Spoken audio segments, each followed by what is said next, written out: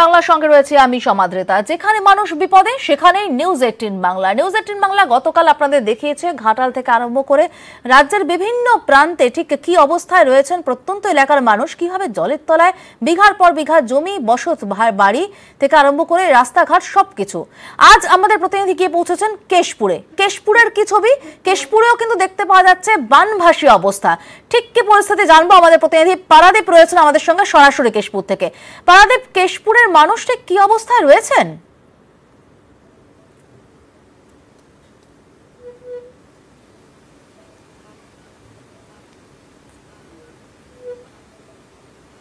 এই কেশপুরের একটা অন্য ছবি দেখছি আজ খানিকক্ষণ আগে, যে ছবিটা আমাদের ক্যামেরায় ফুটেছে সমাদিতা, তাতে বানভাসী কেশপুর, কেশপুরের বিস্তৃত অঞ্চল, কেশপুরের 8টি মৌজা এই মুহূর্তে জলের তলায়। এবং সেখানে যেটা দেখা যাচ্ছে যে 8টি মৌজার মধ্যে কাশীপুর গ্রাম, আমিরুল গ্রাম, এগুলো সম্পূর্ণভাবে জলবন্দী হয়ে রয়েছে। এবং এখানে বিচ্ছিন্ন দ্বীপের মতো 8টি মৌজা, 8টি গ্রাম সম্পূর্ণ জলবন্দী হয়ে বিচ্ছিন্ন দ্বীপের মতো অবস্থান করছে। এবং সেই সব দ্বীপে যাতায়াতের জন্য রয়েছে একটি মাত্র সরকারি নৌকা, যে নৌকা সকাল 6টা থেকে দুপুর 12টা এবং দুপুর 3টে থেকে সন্ধ্যে 6টা পর্যন্ত যাতায়াত করে। অর্থাৎ সেই সময়ের বাইরে কোথাও কোনো জরুরি ভিত্তিতে কারোর কোনো পরিষেবার প্রয়োজন হলে, কারোকে গ্রামের বাইরে যেতে হলে তিনি কিন্তু যাতায়াত করতে পারবেন না। এবং কেশপুরের বিস্তৃত জমি, কৃষি জমি, সেগুলোও কিন্তু জলের তলায়। আমরা কথা বলছিলাম সেখানকার মানুষজনের সঙ্গে, তারা যেটা বলছিলেন যে বছর ভর পরিশ্রম করে বছর ভর তারা কিন্তু ওই কৃষি জমি তৈরি করেছেন, তারা ধান বুনেছেন, তারা কোথাও অন্যান্য ফসল ফলিয়েছেন, কিন্তু এই বানভাসী প্লাবনের ফলে পুরো কৃষি জমি জলের তলায় চলে গেছে। এবং তাদের সারা বছরের পরিশ্রম, সারা বছরের রুটি রুজির যে উপার্জনের যে অবলম্বন, সেটাও কিন্তু জলের তলায় চলে গেছে। এবং তারা, আমি আজকে একজনের সঙ্গে কথা বলছিলাম, আসাদুল শেখ, তিনি কেশপুরের বাসিন্দা, তিনি তার গ্রাম থেকে গলা জল নিয়ে কেশপুরে নিজের কৃষি জমিতে এসেছিলেন এবং সেখানে গিয়ে নিজের যে সামান্য কৃষি ফসল তিনি ফলিয়েছিলেন, জলের তলা থেকে এক গলা জল, সেই জলের তলা থেকে সেই ফসল নিয়ে এসে তিনি দেখছিলেন হাতে করে এবং দেখাচ্ছিলেন যে সেই কৃষি ফসলের কি অবস্থা, জলে ধুয়ে মুছে সাফ হয়ে গেছে। এবং আজ বলে নয়, প্রত্যেক বছর তারা বলছেন 2002-এর পরে এই 2020 মাঝখানে প্রত্যেকটা বছরও কিন্তু এইভাবে বন্যা এসেছে, বানভাসী জলে বারে বারে প্লাবিত হয়েছে। কিন্তু যেভাবে এবার তারা দেখেছেন, সেটা কিন্তু সেই ভয়ঙ্কর ছবি, ভয়ঙ্কর বানভাসী ছবি কিন্তু 2002-এর পরে এবারই প্রথম। কতটা বিপদে আছেন তারা, শুনুন কেশপুরের লোকেদের মুখে। স্যার, জলটা হয়েছে প্রায় 1 সপ্তাহ কানেক, বন্যা আছে প্রায় 9 দিন। স্যার, আমাদের মাঠের তো বুঝতে পারছেন কি অবস্থা, ধান এতটুকু নেই স্যার, আর আমাদের চাষের উপরে নির্ভরশালী। আচ্ছা, এই তো অবস্থার মধ্যেখানে কাটাতে হচ্ছে যা করে, জমি জায়গা তো সব ডুবেই গেছে বর্তমান অবস্থায়।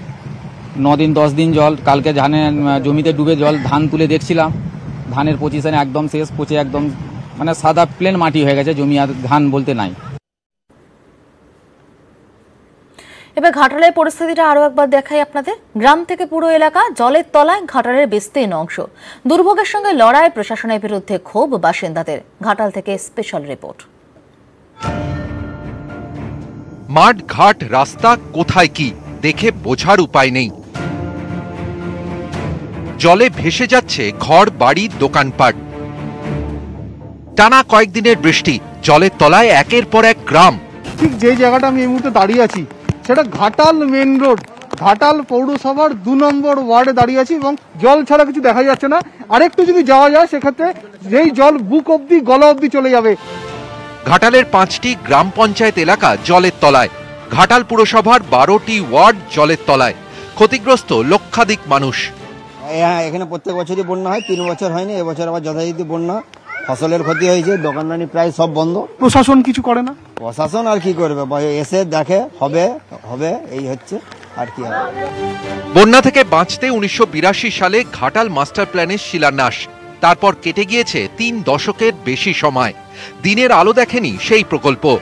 ঘাটাল শহরে এলে বোঝা যাবে যে এখানে প্রশাসন কিভাবে উদাসীন হয়ে রয়েছে এবং এখানকার মানুষজন যারা রয়েছে, যারা ঘাটালের বাসিন্দা, তারা কোনো নির্ভরতা পান না, তারা কোনো অবলম্বন পান না। প্রত্যেক বছর এই সমস্যা হয়, সমস্যার সমাধান কেন হয় না সে বলতে পারবো না কেন হয় না। হ্যাঁ, ওটা পৌরসভা পৌর প্রধান জানে, আর আমাদের আর ও জানে, আমি আর বলতে পারবো না। আপনারা আছেন কি করে? এইভাবে কাটা যাচ্ছে, ছোট থেকে তো জন্ম, আমাদের বন্যা এলাকায় জন্ম, বন্যা দেখে যাচ্ছে। দুর্ভোগ আর কত বছর? প্রতি বছরের এই জল যন্ত্রণা কবে মিটবে? বর্ষা এলেই ঘাটালের বাসিন্দাদের মনে এই প্রশ্ন আসে, কিন্তু উত্তর আসে না। শুধু প্রতিশ্রুতি মেলে, কিন্তু সেটুকুই সার, কোনো কাজ আর হয় না। তার ফলে বছর ঘুরলেই আবারও সেই ভোগান্তি। ক্যামেরায় শুভব্রত কুণ্ডুর সঙ্গে সুকান্ত চক্রবর্তী ও পারাদীপ ঘোষ, নিউজ 18 বাংলা, ঘাটাল। জলের তলায় চারপাশ। হাসপাতাল থেকে বেরিয়ে বাড়ি ফেরার পথে ভরসা নৌকা। মায়ের কোলে একদিনের শিশু, মায়ের বুকে এক রাশ আতঙ্ক।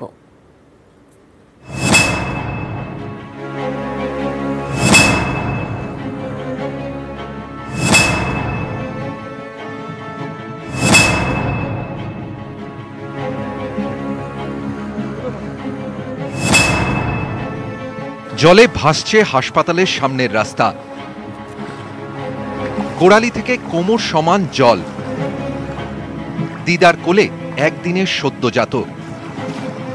ঘাটাল পুরো এলাকার রাস্তা এখন নদী, অ্যাম্বুলেন্সে যাওয়া সম্ভব নয়। তাই হাসপাতাল থেকে বেরিয়ে সদ্যজাত ও তার মা নৌকায় বাড়ির পথে। ঘাটাল পুরসভার 2 নম্বর ওয়ার্ডের ঘাটাল মেন রোড এবং সুখচন্দ্রপুরের বাসিন্দা, তারা দেখুন অবস্থা, সদ্যজাত বাচ্চাকে নিয়ে তারা ফিরছেন বাড়ি ফেরার জন্য। কতটা সমস্যা, কতটা যন্ত্রণার সম্মুখীন হতে হচ্ছে ঘাটালের মানুষজনকে। অনেক কষ্ট হচ্ছে। না না না বাবা, হ্যাঁ, তো এরকম দেখিনি কোনোদিন, এখানেই দেখছি। পরিবারের আক্ষেপ, এই ভোগান্তি তাদের জীবনেরই সঙ্গী। হসপিটাল থেকে আজকেই ছাড়া পেয়েছে? হ্যাঁ, আজকেই ছাড়ানো হয়েছে। একদিনের বাচ্চাকে আপনি নিয়ে যাচ্ছেন, যদি কোনো সমস্যা হয়, সুখচন্দ্রপুরে তো প্রচুর জল, আবার আসতে হবে যদি অসুবিধা হয়। মানে এরকম অবস্থা আছেন কি করে? তো এরকম সমস্যাতে কি করবে, ছুটি দিয়ে দিয়েছেন, কি করবেন?